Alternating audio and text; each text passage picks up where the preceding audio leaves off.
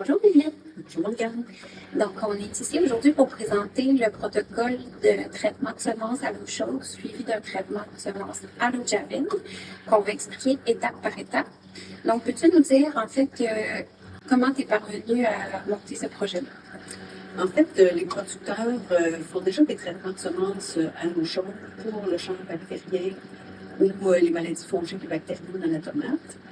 Mais ce traitement-là, malheureusement, n'est pas efficace contre le virus du rugueux brun de la tomate. Donc, il fallait trouver un autre traitement. Il n'y a pas de traitement vraiment efficace une fois que le virus se trouve dans les sacs. Donc, la meilleure chose à faire, c'est vraiment de faire un traitement préventif des semences pour éviter d'être pris avec le virus. Par contre, il fallait trouver le bon traitement et des essais ont démontré que le traitement à l'hypochlorite de sodium 2,5%, donc l'eau de javel, est efficace contre le virus.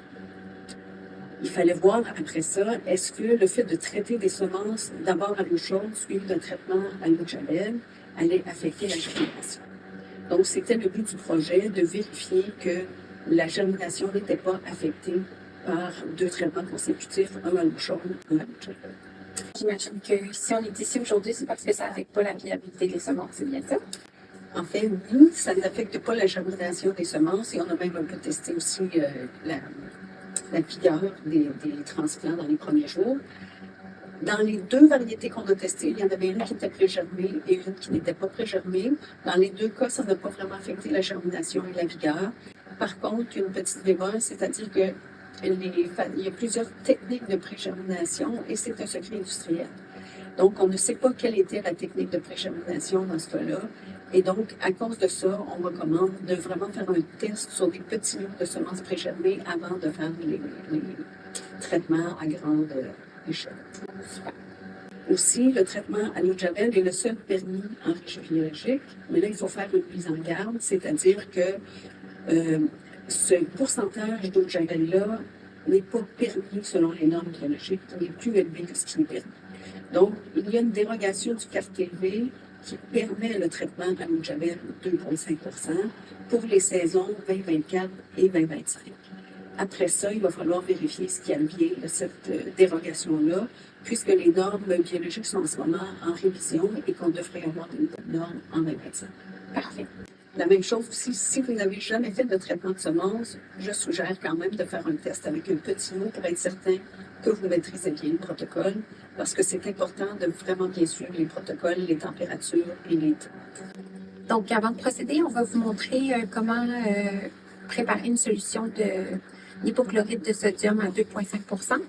Puis, je vous conseille aussi de préparer tout de suite vos bains thermiques à la bonne température. Donc, on en a un à 37, puis un autre à 50 degrés Celsius. C'est important de regarder le pourcentage de votre eau de javel parce qu'il y a du 4%, du 6% et je pense qu'il y a du 6,5% aussi. Donc, nous, ce qu'on veut, c'est une solution à 2,5% d'eau de javel. Donc, il va falloir faire le calcul de dilution. Pour le calcul de dilution, c'est une formule qui est assez simple et qui est ici. C1V1 est égal à C2V2, le C étant la concentration et le V étant le volume. Donc, on a besoin de 625 ml d'eau de javel. Ici, j'ai un béchamel qui a juste 400, donc on va prendre à 2 reprises. J'avais déjà mis l'eau, donc le 375 ml d'eau était déjà dans le contenant.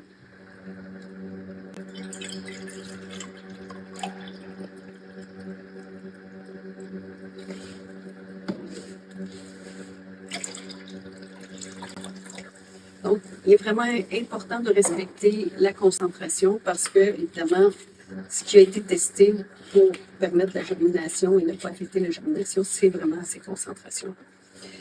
Donc, on brasse comme il faut pour être sûr qu'il y a de l'uniformité. Et maintenant, notre eau est chaude et on a notre solution, donc on est prêt à préparer nos semences.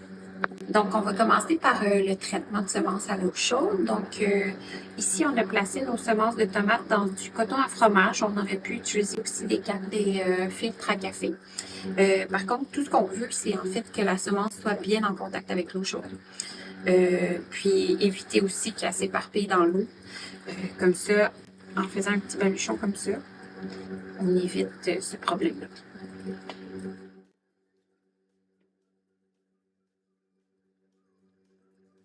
Donc, le trombone ici aide à submerger les semences dans le bain thermique. Puis, on va les plonger dans l'eau à 37 degrés pendant 10 minutes. Donc, ici, on a placé les semences dans le coton à fromage dans le bain thermique. C'est des bains thermiques qu'on a achetés sur Internet, mais c'est possible d'utiliser à la maison là, des thermocirculateurs. Ce qui est important, c'est que ça garde bien la température puis que l'eau soit circulante à l'intérieur. Donc, ça fait 10 minutes ici. On va les placer dans le bain à 50 degrés pendant 25 minutes. Donc, bien sûr, on a quand même vérifié la température à l'aide d'un thermomètre pour s'assurer vraiment que la température était exacte. Le 25 minutes est écoulé. On va sortir les semences du bain. Puis, on va les placer en fait dans l'eau froide pendant 5 minutes. Juste question de vraiment plus les tempérer. On va brasser un petit peu l'eau aussi pour que vraiment les semences reprennent rapidement une température plus appropriée. Les semences sont refroidies 5 minutes à l'eau froide. On va donc passer au deuxième traitement, donc le traitement à l'hypochlorite de sodium. Et donc, on va mettre nos semences dans l'eau à 2,5 % d'eau de javel. Et on va les laisser 15 minutes dans cette solution-là, en brassant régulièrement aussi pour avoir un bon contact avec les semences et aussi pour assurer une uniformité de la concentration autour des semences. Donc ici, notre 15 minutes est écoulée. On va sortir les semences de notre solution d'eau de javel et on va les mettre 5 minutes à l'eau froide. Par contre, cette fois-ci, on veut une eau circulante pour bien les rincer. Donc, c'est pour ça que je suis au lavabo. C'est donc qu'on va mettre nos semences dans notre contenant ici. Mais on va faire couler l'eau pendant 5 minutes pour bien les rincer.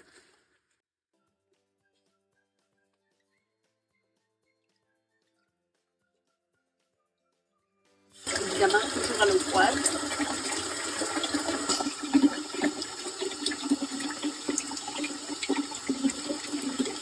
Donc, une fois que les traitements sont terminés, on met les semences à sécher. On peut le mettre sur une moustiquaire comme ça ici. Ça, c'est une moustiquaire que j'ai fabriquée. Ou autre chose, mais qui laisse quand même l'air passer et qui permet aux semences de bien sécher.